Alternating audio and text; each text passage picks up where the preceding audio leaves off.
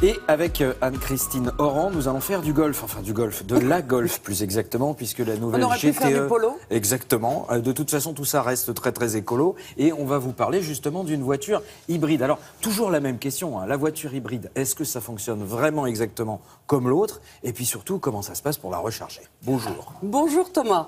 Alors, on parle effectivement, je vais revenir un petit peu en arrière sur une icône, parce que la Golf, on en entend parler depuis 1974. Oui. Donc, au niveau style, elle évolue. Il n'y a pas des gros changements. Parce que quand ça fonctionne, le principe de base, si la voiture se vend bien, pourquoi repartir à zéro et tout refaire? En revanche, les évolutions se font dans la technologie. La technologie, que ce soit au niveau de la sécurité, la technologie au niveau des moteurs. Donc, il existe plusieurs variantes, plusieurs carrosseries, on va dire, de la Golf. Il existe aussi plusieurs moteurs. Nous, on s'est intéressé à la Golf GTE. La Golf GTE, c'est une hybride rechargeable. Elle est née en 2014, elle vient d'être renouvelée. Et l'avantage d'un véhicule hybride rechargeable, bon, c'est un véhicule hybride, c'est-à-dire qu'on a un moteur thermique, un moteur classique. Là, en l'occurrence, c'est un moteur essence et on a un moteur électrique. Et l'avantage de l'hybride rechargeable, c'est que vous avez une durée, un nombre de kilomètres en électrique plus important. Là, le nombre de kilomètres annoncé est 50 kilomètres, bien évidemment. Ça, c'est vous et moi, totale. En électrique. D'accord. En J'ai électrique. pas besoin de recharger le plein ni rien. Je peux faire 50 km. Alors, ça, c'est la théorie. C'est-à-dire qu'on ne fait jamais 50 km. Mais l'avantage, vous allez dans une ville et on impose de rouler en électrique, par exemple, dans le centre-ville. Eh bien, vous préservez, puisqu'on peut le faire, vous préservez l'électricité, on va dire le mode électrique, la batterie, et vous roulez en thermique, c'est-à-dire avec une voiture classique. Vous arrivez en centre-ville et vous ne roulez qu'en électrique. Donc, c'est ça qui est intéressant. Ça, c'est le principe de l'hybride rechargeable pour toutes les voitures. Vous pouvez la recharger, mais si vous ne pouvez pas la recharger, eh bien, la batterie va se recharger comme toute batterie électrique dans les phases de décélération et de freinage. Et puis après, ça dépendra beaucoup de votre type de conduite, du relief, on va dire, parce que si vous avez une descente, vous allez recharger. Si vous avez une montée, vous allez évidemment décharger. S'il fait chaud, que vous mettez la climatisation, ou s'il fait froid et que vous mettez du chauffage, ça va aussi jouer sur l'autonomie de la batterie. C'est plus 50, c'est 40, c'est 35, c'est 30. Ça dépend. Vous mettez la clim à fond. Dans la réalité.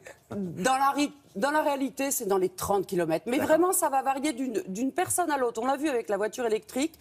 Des journalistes ont essayé la voiture électrique. Ils avaient tous des durées différentes. Parce que la voiture électrique, donc un autre modèle, l'e-Golf, a une autonomie annoncée de 300 km. Personne n'a fait 300 km. Mais ça variait entre 200, 260. Et évidemment, ça dépend beaucoup du trajet et du comportement. Donc, je vous propose de découvrir la Golf GTE. Nous sommes allés l'essayer à Palma de Mallorca. Ah bah, tant qu'à faire.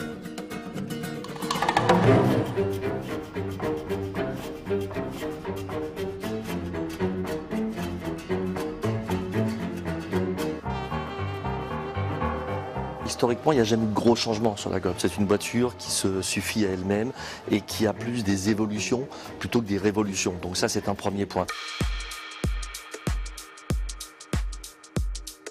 En revanche, il y a toujours des évolutions technologiques qui sont fortes et c'est encore le cas avec cette Golf. Il y a beaucoup plus d'évolutions technologiques autour de la sécurité, ce que nous appelons les aides à la conduite. Et en fait, aujourd'hui, la Golf possède 16 systèmes qui permettent de mieux aider le conducteur pour conduire son véhicule. C'est le véhicule qui a le plus d'équipements à ce niveau de marché et de segment.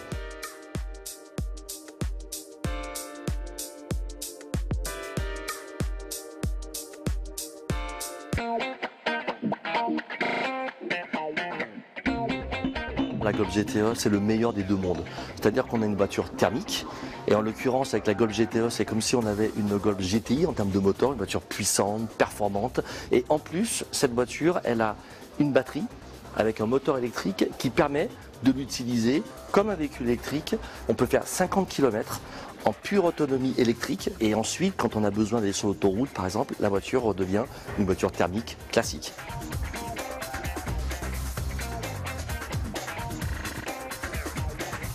En plus, on a le choix d'utiliser la voiture soit sur la partie électrique, soit sur la partie thermique. Et là, on a la possibilité de switcher, de passer en mode purement électrique. L'avantage aussi de ce qu'on appelle les hybrides rechargeables, c'est qu'on peut les brancher sur une prise pour recharger la batterie, et donc sans être obligé d'utiliser le moteur pour recharger la batterie, comme sur les hybrides qui ne sont pas rechargeables.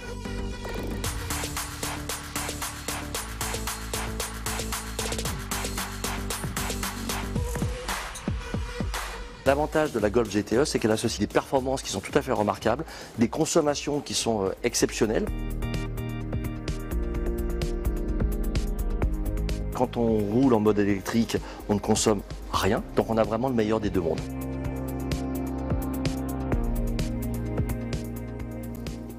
Merci.